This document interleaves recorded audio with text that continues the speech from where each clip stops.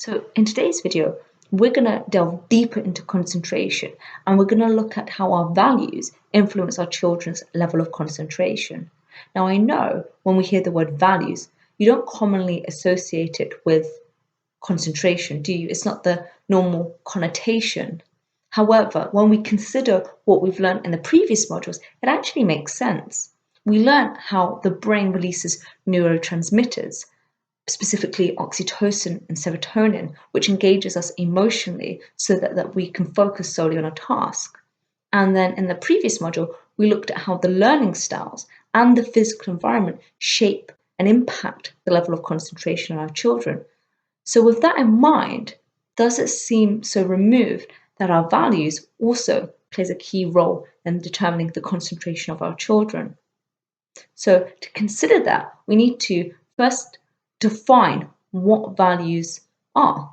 So in today's video, we're going to learn about what values are, how they impact our children's concentration, and then on how we can use our knowledge of values to nurture and develop our children's level of concentration. So what are values?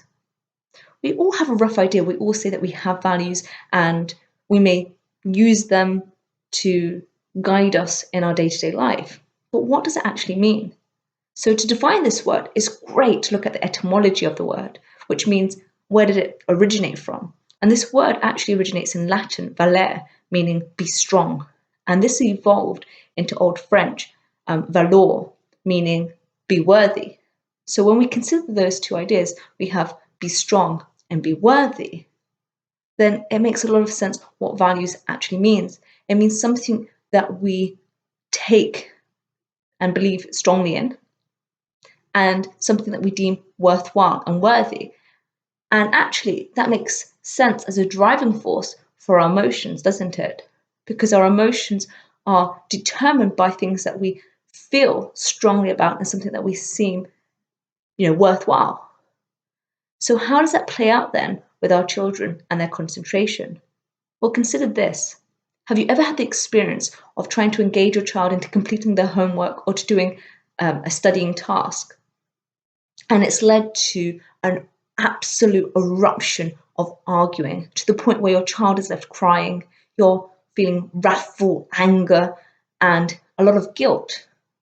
And the homework or the task is left incomplete. What happened?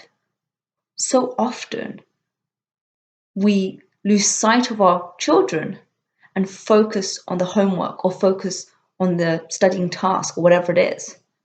And actually, is that where our values lie? Well, no. We deem our children valuable. And the value of the homework or the studying, it does have some inherent, value to it, of course, but it's actually what it will do for our children, which is why it's important. But so often we lose sight of the child and focus on the task, when we should focus on the child.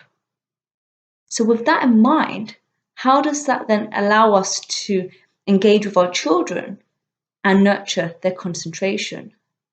Well, if we can see what's valuable to them, we can then enhance and expand their concentration level. So for example, I'm a private tutor and I've been working with a 6-year-old child who is autistic. And we started to have a few one-to-one sessions. And then with COVID-19 and the lockdown, we had to then move on to online lessons. And I was concerned that it might not translate so well. Children of autism tend to have communication issues, and it can be difficult for them to engage anyway with somebody there, being present. And I wasn't sure how it was going to work. So I had to consider what was important to him, what were his values.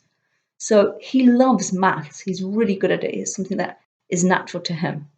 English, on the other hand, is something that he isn't so fond of. And getting him to write was a real chore. He would resist it greatly. So knowing that, what I did was break down the session. So we were having 1-hourly sessions, and we decided to break that down to 30-minute chunks so that it wasn't too much for him. We would start off with a maths task, something that he enjoyed and deemed valuable. We would then have a short segue into something relating to English. maybe 5 minutes, and then back onto maths so that he ended on a positive, something that he deemed valuable, to try and create a positive experience. And at first, he was completely bewildered by the online experience. He was fascinated by the camera, by the keys, by absolutely everything. And so he was quite distracted. But by engaging him with something he enjoyed and deemed valuable, he started to sit and pay attention. He likes gameplay and competition. So I used Paint to create like a tally with his name above one side and my name above the other. And then we made it into a competition whereby we would see who could find the information from the text the quickest. And then we would use the emojis to reward him. And he absolutely fell in love with it, to the point where he actually asks, can we do vocabulary? Can we do English? So he really loves it. And it was because we were engaging with his values. And it worked wonderfully well.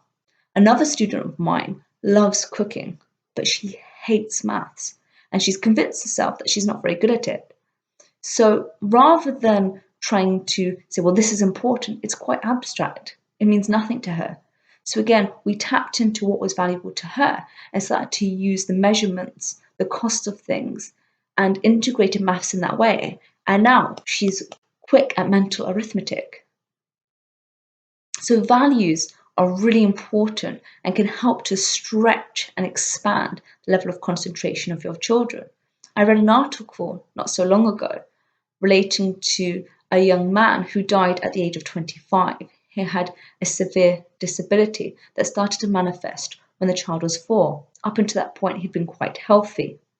And it was an illness that affected his bones and his muscles, so that slowly over time, these began to degenerate. And so it was painful for him to run around. So at school, when he was about 10, he couldn't go outside, he had to stay inside. And so there was very limited things that he could do, and he started to go online more. He started to play online games, and one game that he particularly liked was WoW, which is World of Warcraft.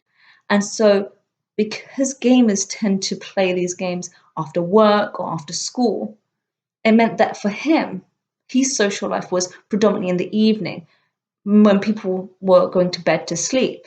And as he grew up, he spent more and more of his time in this online world. But for his parents, they couldn't see the value in it. And they wrote it off as being something that was a waste of his time. And they were hoping that he would sleep normal hours and engage in normal activities. And actually, after he's died, his parents were touched and moved by the sheer number of people who knew their son. All across Europe, people lit candles in memory of their son, and they had all these condolences and people, his friends, speaking out at his funeral. And all his parents could see was their son lonely, playing games, and that's it. But actually, he had created this through this means of online world, a character, and he established himself. He connected with so many people and inspired so many people as well. And his father said, I wished I had knew the value in it for him, because it would have allowed me to connect greatly with my son. And perhaps if I had done that, then I would have been able to facilitate him to have done more in the world too. So it's really important that we look at what is valuable to our children and try and engage with that. So for a lot of teens and young people, they do value highly games, video games. And so rather than just writing off as a waste of time, why not pick up the control and get involved?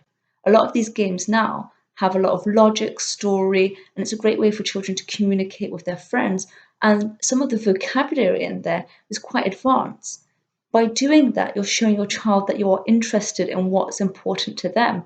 And then you can use that to spend time with them, to have that connection, and then to segue into other activities. So overall then, we know that values are things that we deem strongly worthwhile. And if we can engage in our children's values, we can then expand their level of concentration, because it's the same with us. If we value something, we're going to invest our time in it, right?